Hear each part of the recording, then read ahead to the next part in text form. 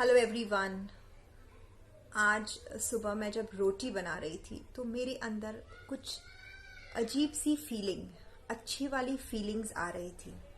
The feeling of gratitude, जैसे शुक्र, the feeling of awareness, फिर द फीलिंग ऑफ अबंडेंस। और मुझे बहुत अच्छा लग रहा था। मुझे एक अकम्पलिशमेंट, फुलफिलमेंट वाली फीलिंग आ रही थी और मैं समझ नहीं पा रही थी कि ये इतना मुझे क्यों ऐसा महसूस हो रहा है। मेरे माइंड में, मेरे बॉडी में, मेरे सोल को इतना फुलफिलमेंट कहाँ से आ रहा है। जब मैंने डीप थिंकिंग कर रही थी रोटी करते करते, तब मुझे ये चीज़ समझ में आई कि कुछ तो लाइफ से मैं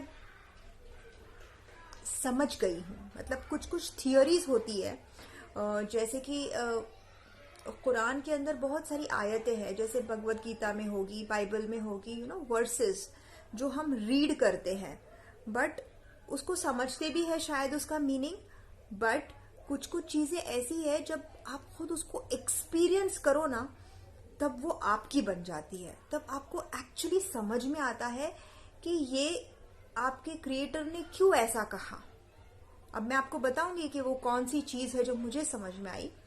लेकिन मेरी मन की स्थिति को समझने के लिए आपको एक एनालॉजी देती हूँ जो मैं फील कर रही थी उस टाइम पर। मुझे आपको समझने के लिए, जैसे कि 5 साल पहले खदीजा जो थी वो सिर्फ यूं ही बैठी थी, okay, and she was feeling very healthy in her body, mind, सब कुछ ठीक ठाक। और कोई आके उसे बोलता है चलो खड़ी हो जाओ और योगा करो। अरे भाई, मुझे नहीं करना है योगा वोगा, मैं तो अच्छी भली हूँ, फिट हूँ, मैं कोई मोटी भी नहीं हूँ, कुछ नहीं है, मुझे क्यों करना है योगा। नहीं नहीं करो, लंबी गहरी सांसें लो, छोड़ो, ये वो, मुझे नहीं करना है। बट बस कोई मुझे बहुत जिद कर रहा था और बस ऐसे सिचुएशंस थे कि योगा करना पड़ा। थोड़े टाइम के बाद कोई मुझे आके बोलता है जिम करो। अरे जिम तो मुझे बिल्कुल पसंद नहीं है, क्यों मुझसे जिम करवा रहे हो। और वो मुझे बोल रहे डंबल्स उठाओ। मुझे डंबल्स नहीं उठाने, मैं क्यों अपने मसल्स बनाऊं, मुझे ये सब चीज़ों में इंटरेस्ट नहीं है। लेकिन ऐसे सिचुएशंस हुए कि जिम भी करने लगाया मुझे। किसने? इस यूनिवर्स ने, ओके। और जो चीज़ मुझे बिल्कुल नहीं पसंद थी वो सब चीज़ें मुझसे करवाई, और वो करवाते करवाते करवाते मेरी एक आदत सी बन गई।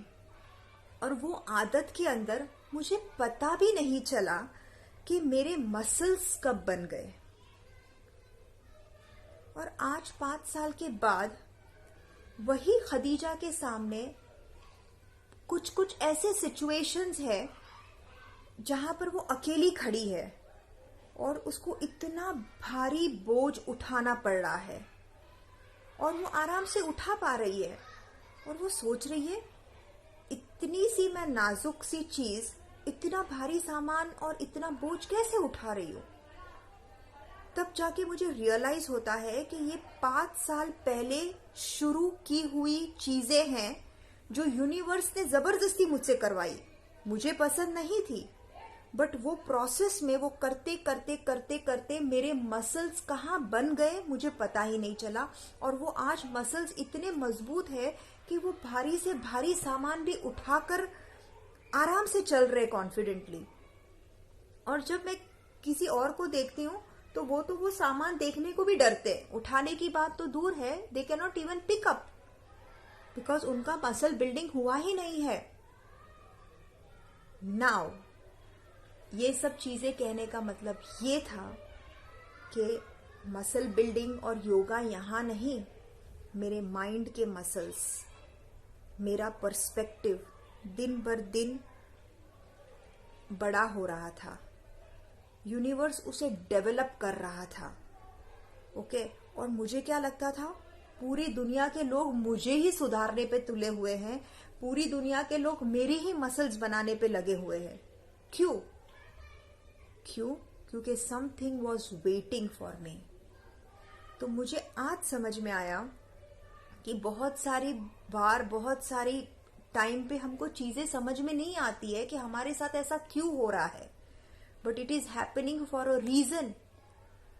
और आज मैंने ये खुद एक्सपीरियंस किया है कि मुझसे ज्यादा फिक्र तो इस यूनिवर्स को है कि खदीजा इतना बड़ा सामान यहाँ पर आई डोंट नो, बट वो कैसे उठाएगी। इसीलिए उसने मेरा प्रेपरेशन पहले ही करना शुरू कर दिया था। मेरी जो सॉइल थी उसके अंदर पहले से ही वो चीजें डेवलप हो रही थी, चाहूं या ना चाहो। तो ग्रैटिट्यूड जो है वो बहुत ज्यादा ओवरफ्लो हो रहा था। और जो मैंने आपको बताई कि मुझे एक वर्ड्स ऑफ द कुरान याद आया, जो हमेशा मैं पढ़ती थी कि अल्लाह ताला कभी किसी को अपने कैपेसिटी से ज्यादा उसके ऊपर बोझ नहीं डालते हैं, not more than what the soul can bear. तो मुझे लगता था ये क्या हुआ यार, वो तो अभी जिसके ऊपर पड़ेगी तो उसको तो उठाना ही पड़ेगा ना। बट अभी मुझे समझ रहा है कि नेचर हमेशा हमें हर चीज के लिए तैयार करता है, पहले से तैयार करता है, लेकिन हम समझ नहीं पाते कि हम ऐसे लोगों के बीच में क्यों है, या तो हमारे साथ ऐसा क्यों हो रहा है। But always it is working because it knows that what we have to lift up, not only here, even here. And today when I can see the things falling, आज मैं वो डॉट्स को कनेक्ट कर पा रही थी।